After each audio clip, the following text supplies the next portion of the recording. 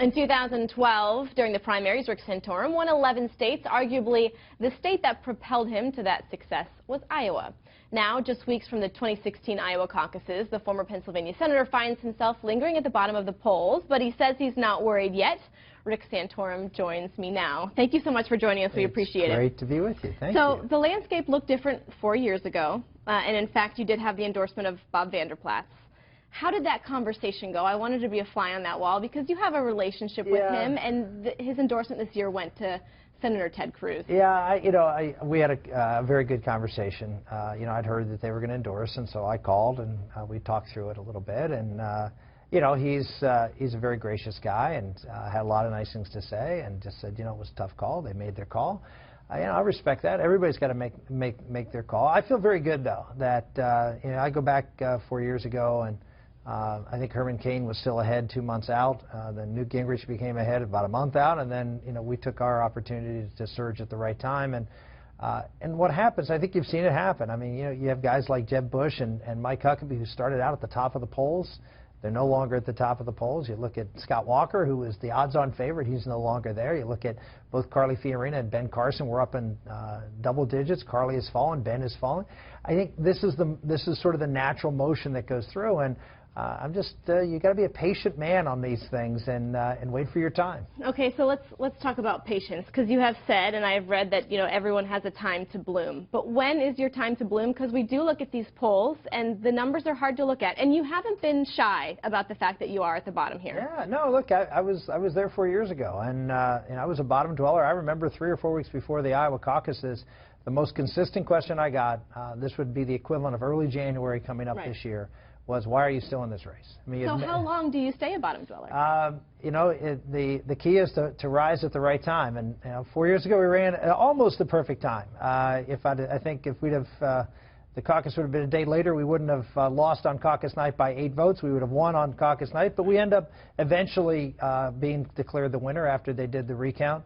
And hopefully this time around we'll rise at just a little better timing than 4 years ago. The landscape obviously looks a whole lot different with some anti-establishment candidates in there, some of them even threatening to leave the Republican Party, if they were to perhaps start to lose. What is your reaction? What type of effect would that have on the Republican Party? Because we need to look at the big picture here. We're not just talking about primaries.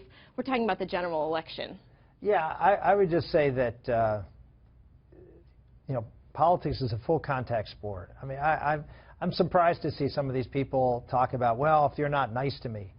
Who's nice to you in politics? I mean, politics isn't a nice arena. You think politicians are nice? Well, I can tell you that we went through this 4 years ago, and I can tell you that after $60 million being dumped on your head, saying everything nasty that could be said about you, you had state parties as well as the national party going out of their way. Heck, the state chairman of Iowa went out and announced a winner. When there was 8 votes separating the candidates on caucus night, everybody said you shouldn't announce a winner. You haven't certified the vote. But he went out and announced it anyway and gave Mitt Romney a huge win when he didn't deserve it.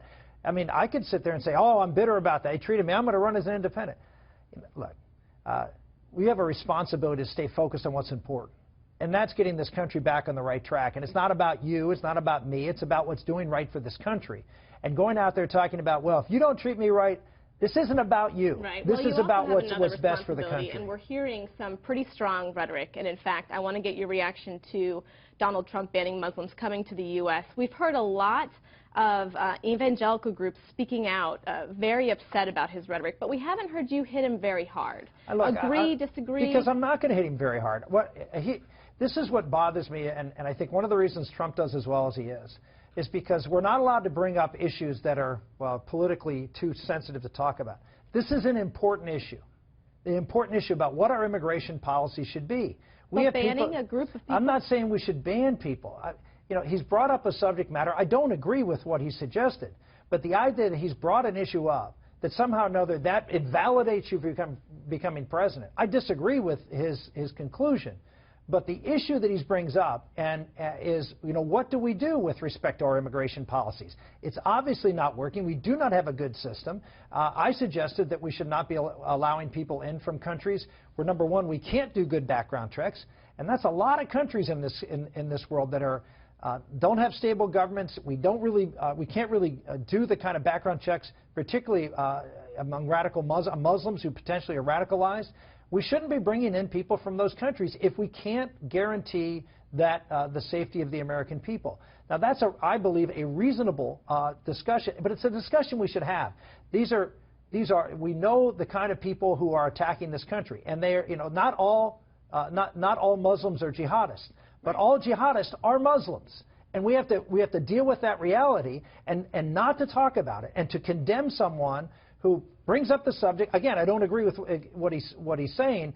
I don't think you condemn someone for bringing up something that people are afraid of and they want to see discussed, and just shutting that discussion down and saying, if you even have this discussion, you're a xenophobe or you're against the Constitution, I don't think is productive. All right. Well, unfortunately, that's all the time we have. Thank you. Former Pennsylvania Senator Rick Santorum, thank you for joining us. We appreciate it. My Good luck pleasure. at the debate. Thank you.